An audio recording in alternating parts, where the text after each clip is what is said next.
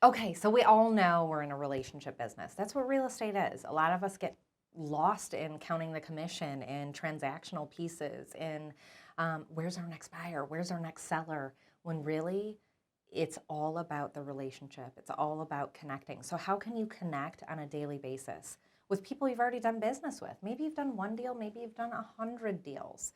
Contact those people and just start reconnecting. Hey, how is your home? Have you met the neighbors? Did you do a block party? Do you need a plumber? I know you wanted to put that bathroom in downstairs. Just connect with them on all these little bits of information you already have, right? You already walked through this home. You know what they love about it. You know what they don't like about it. Talk to them about it. That's what these people want.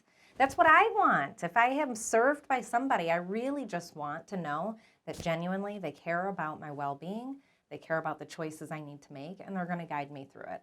That does not end once that transaction closes, and keep that in mind. Sometimes you could even offer if they haven't met the neighbors. Let's say the feedback of all the questions you're asking isn't positive. No, we haven't met the neighbors. No, Susie hasn't met any friends.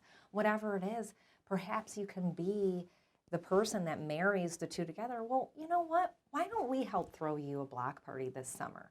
How about that? We will sponsor it. We'll handle getting the entire neighborhood together, and we'll call it Meet the Neighbors. I've done that before, and the results are amazing.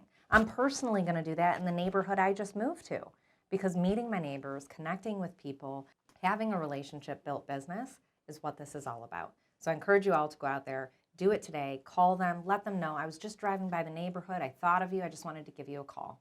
How's it going?